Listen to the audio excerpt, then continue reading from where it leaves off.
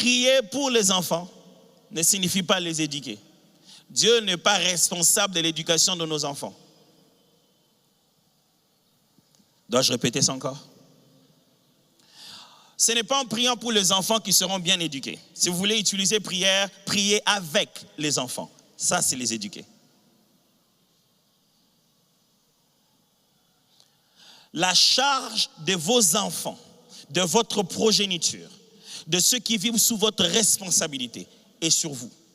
Ne commettez jamais l'erreur de croire que le ministère va compenser à leur éducation. Il existe des enfants de pasteurs impolis, des enfants de pasteurs ouins, prophètes, hommes de Dieu, de puissance et d'onction, mais perturbés et perdus. Impudiques à l'église, couchant avec les frères de la chorale.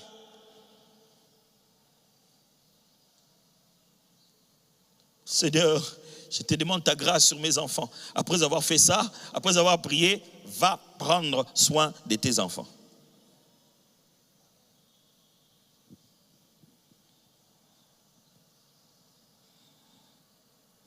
Les bénédictions ne remplaceront jamais la bonne éducation.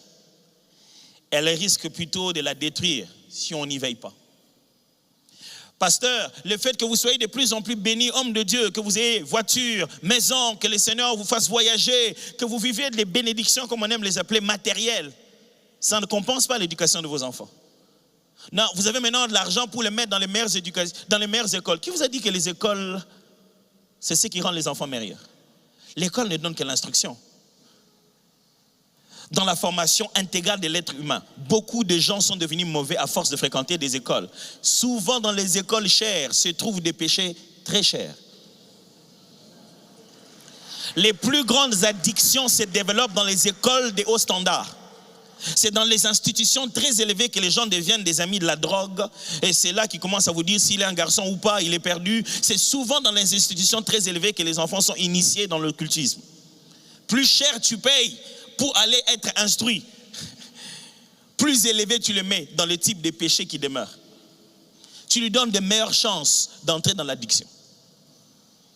L'éducation de l'enfant est la responsabilité du serviteur de Dieu et non de son onction.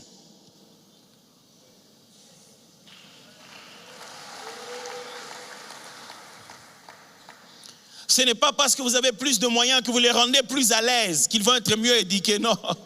Quand vous êtes là en train de dire, vous, Dieu, bénissez Dieu d'avoir un papa qui est serviteur de Dieu. Hein. Nous, quand on allait à l'école, on marchait à pied, maintenant vous allez en voiture. Le fait d'aller en voiture là, peut être le point de départ pour détruire leur éducation.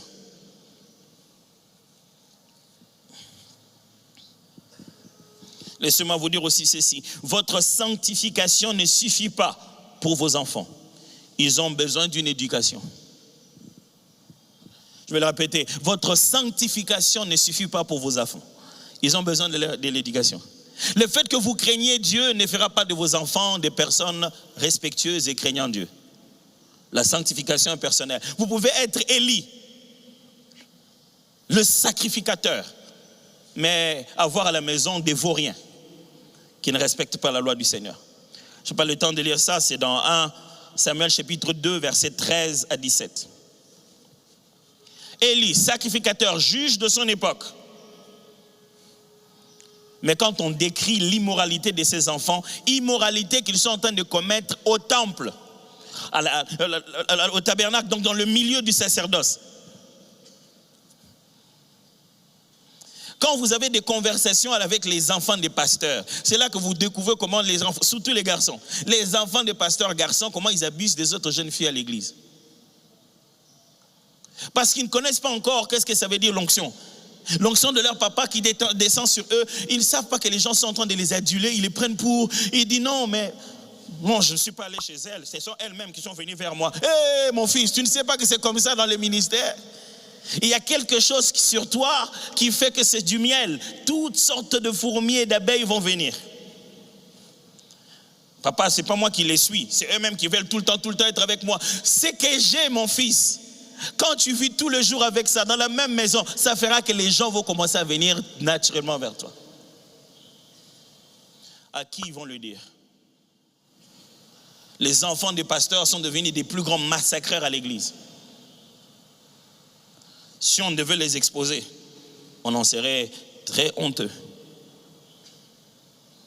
La continence, la capacité de maîtriser ses relations, ça s'apprend par ton père, par ta mère, ça s'apprend, c'est à la maison qu'on t'apprend. Oh, j'ai envie de me soulager, je me dis, attends.